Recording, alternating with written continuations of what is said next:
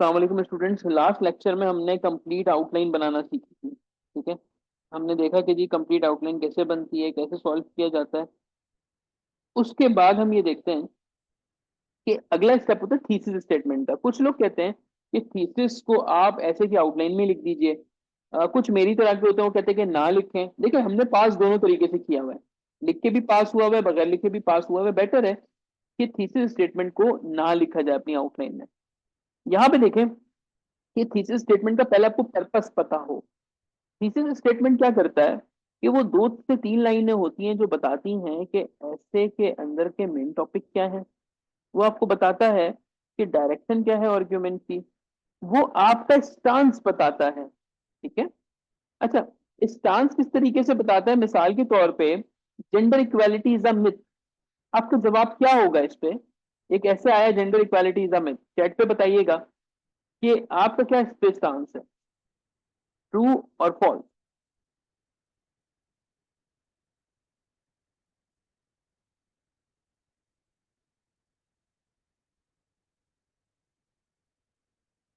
ठीक है, आप कहते हो बोथ। सही, ये भी आपका एक स्टांस है, इट्स अ मिथ। नाउ ये जो आपने बातें बोली है ना, कि एक स्टूडेंट कहता है बोथ, एक कह रहा है यस, एक कह रहा है नो, ये आपका थीसिस स्टेटमेंट है। मैंने बहुत आसान सी एग्जांपल से आपको समझाने की कोशिश की है। ठीक है। अच्छा जी, अब आके देखते हैं कि थीसिस, अच्छा, नोट डाउन कीजिए कि थीसिस स्टेटमेंट कभी भी फर्जी नहीं होगा, ये हमेशा आउटलाइन के बाद बनेगा। ठीक है। मिसाल के तौर पे आपको मैं एक टॉपिक देता हूं, आपसे मैं कहूंगा जी इसका थीसिस बना दें। सही है।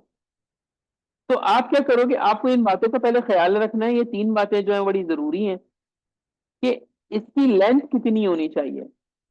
इसकी जो लेंथ होनी चाहिए वो कम से कम 2 और ज्यादा से ज्यादा 4 लाइनें हो, इससे ज्यादा ना हो इसकी लेंथ। ठीक है।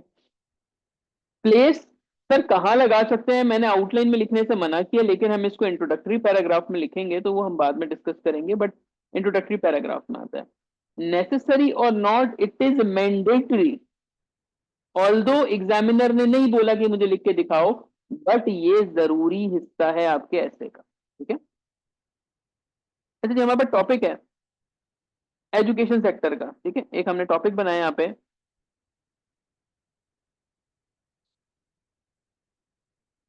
Education sector. तो बड़ा भी कर दूंगा, education sector in Pakistan, hurdles, consequences या इम्पैक्ट एंड रिकमेंडेशन। ठीक है। ये एक ऐसा हमने एक टॉपिक लिया जिसके अंदर सारी डायमेंशन हमें गिवन है। सबसे पहले तो हमारे पास आउटलाइन बनी हुई है उसकी, टॉपिक की आउटलाइन आप लोगों को सिखा दी गई है। आपको पता है कि एक आउटलाइन को कैसे बनाते हैं। इसकी जब आप आउटलाइन बनाओगे तो इसकी आउटलाइन में हम ये वाले सारे पॉइंट, देखो कौन कौन से हमने डाले। हमने इंट्रोडक्शन डाला, हमने ओवरव्यू दिया एजुकेशन सेक्टर का, फिर हमने हर्डल्स की बात की क्योंकि मेन था, फिर हम आ गए कि उसके आउटकम्स क्या हैं, उसके इम्पैक्ट क्या हैं, और फिर हमने उसकी रिकमेंडेशन की बात की कि ये कैसे सही हो सकता है। मुझे बताइए, यहाँ तक बातें क्लियर हो गई कि आउटलाइन पहले आप लाजमी बनाओगे।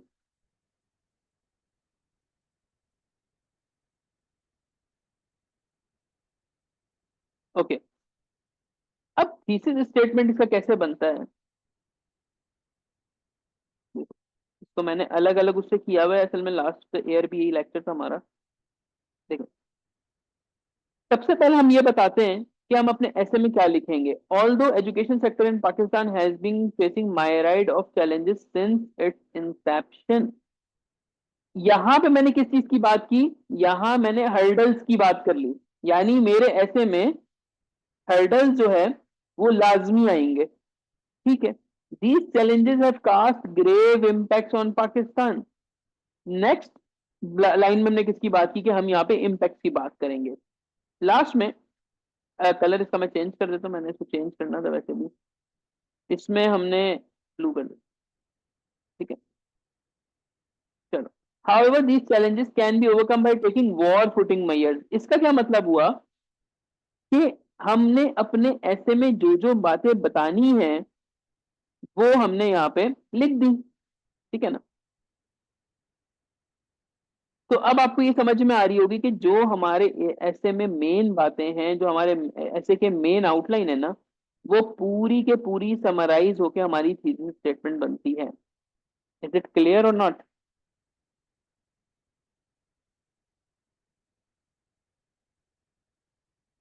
जी हो गया क्लियर। अच्छा।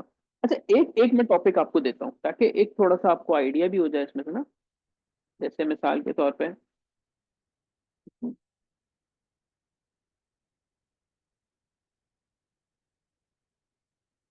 टॉपिक लिखिएगा अपने पास, ग्लोबल वार्मिंग अ मिथ और a reality.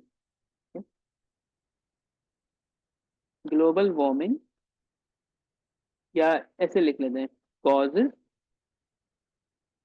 And way forward. ठीक है, ये टॉपिक है हमारा। ट्राई करें।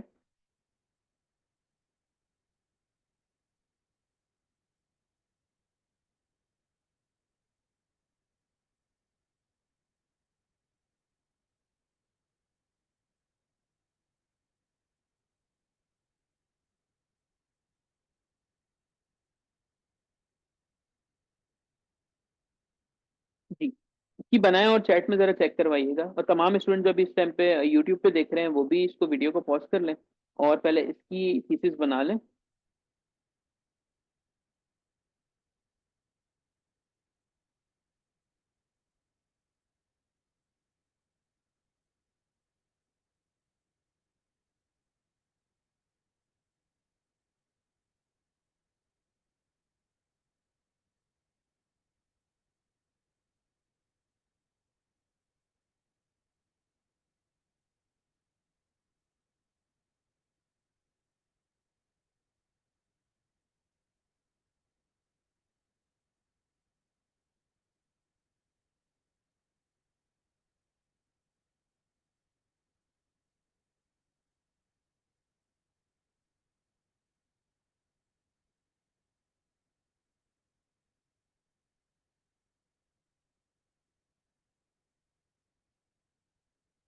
जी,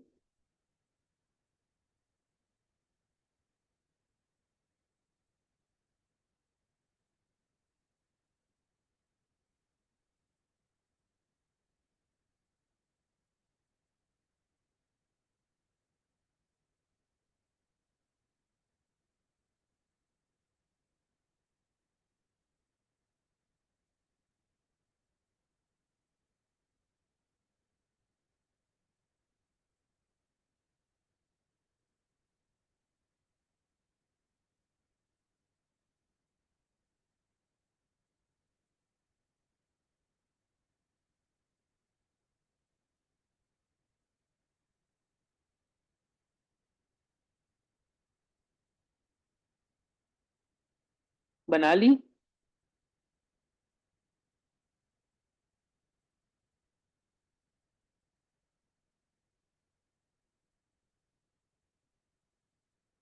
चलें, अब हम यहाँ पे बताएंगे कि ऑल्दो, या the world is facing global warming. हमने सिंपली एक बताया कि भाई दुनिया जो है इस टाइम पे ग्लोबल वार्मिंग को face, the world is facing global warming. अच्छा, आपने बना लिए, पहले इनकी कॉपी करते हैं।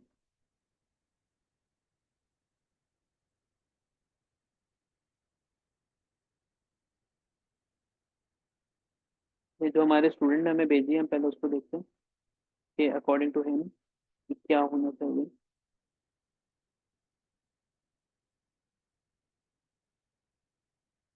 अच्छा जी, global warming is a process by which globe's temperature is slowly increasing. इसमें देखिए आप एक्सप्लेनेशन दे रहे हैं, it is not required. Thesis में काम ये नहीं है। आप अपने ऐसे में कहीं पे भी ये बात नहीं बताओगे कि ग्लोबल वार्मिंग कैसे हो रही है, क्या हो रही है। आपका मेन फोकस है, एग्जामिनर ने कहा कॉजेज एंड वे फॉरवर्ड पे बात करनी है, तो हम इसको ओमिट कर देंगे। ठीक है। नहीं, इसमें मैं क्योंकि जाहिर है आपने तो अभी ज्वाइन किया है इसमें, तो जो हमारे स्टूडेंट पहले से पढ़े हैं, उनको बताया कि मेन आउटलाइन किस तरीके से बनेगी। अब देखें, global warming, global warming has cast deleterious impact on the globe। ठीक है, हमने अच्छा इस पर डेलीटीरियस इम्पैक्ट इसने हमारे ग्लोब के ऊपर डाल दिए। पहली बात मैंने ये कर दी, there are several causes behind it, however these causes can be mitigated या can be removed, can be eliminated by taking serious steps in the right direction। Qadir आपने जो बनाई थी वो और ये जो मैंने बनाई है उसमें आपको कोई डिफरेंस नजर आ रहा है?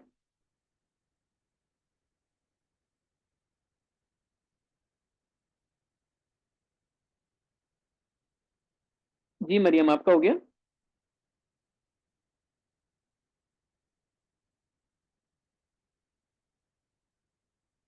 जी जी, बोले बोले।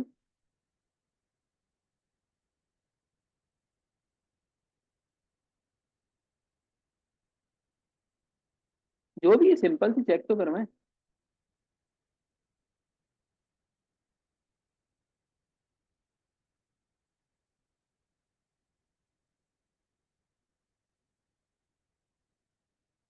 The topic doesn't say anything about impact, but हम पहले इम्पैक्ट की बात करेंगे बिकॉज एग्जामिनर जो है वो ये कह रहा है कि ग्लोबल वार्मिंग हो रही है। उसके आपने क्या बताने हैं? Causes and way forward. मैं जब अपनी आउटलाइन बनाऊंगा ना इसकी, तो मैं पहले लिखूंगा अ कर्सरी ग्लैंस। देखो, इसकी जब मैं आउटलाइन बनाऊंगा ना, मैं यूं बनाऊंगा इंट्रोडक्शन, फिर मैं बताऊंगा a cursory glance on the impacts of global warming because I have to introduce my topic here. तो ये जो पार्ट होगा ना मेरा, वो मेरी थीसिस में आएगा। ठीक है, इंट्रोडक्शन के बाद जितना कुछ आप लिखोगे वो आपका थीसिस है। Global warming is an emerging problem, these problem है सम, नहीं ऐसे नहीं बनाएंगे मरियम। जैसे मैंने बताया आपको, ये इसको इस तरह लेके चलना। अच्छा, चलो और टॉपिक देखते हैं, कोई मसला नहीं है। एक और टॉपिक देखो, आपके और क्लियर हो जाएगा। Gender equality is a myth. ठीक है, हम इसकी आउटलाइन बनाएंगे। हमने आउटलाइन बनाई, इंट्रोडक्शन। पहले हम बताएंगे जेंडर इक्वालिटी होती क्या है। ठीक है, फिर हम बताएंगे कि मेरा जो है कि ये मिथ नहीं है, मैं इसको प्रूव करूंगा। फिर मैं बताऊंगा कि कुछ लोग जो मिथ बोलते हैं वो क्यों बोलते हैं, और उसकी रिकमेंडेशन। सबसे पहले मैंने अपनी आउटलाइन बनाई। आउटलाइन के बाद अब मेरा थीसिस आएगा। Now thesis can be one liner, two liner, four liner, मैंने आपको पहले ही बता दिया था। नाउ अब मेरा थीसिस, मेरा स्टांस क्या है? Gender equality is not a myth any more. Examiner को यहां मैंने जवाब दे दिया, फिर मैंने बोला but a highly achievable reality.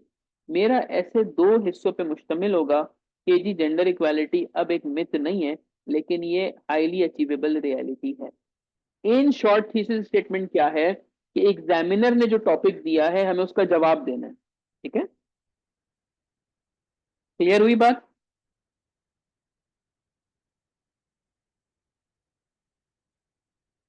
Ji clear हुई है तो बताइए।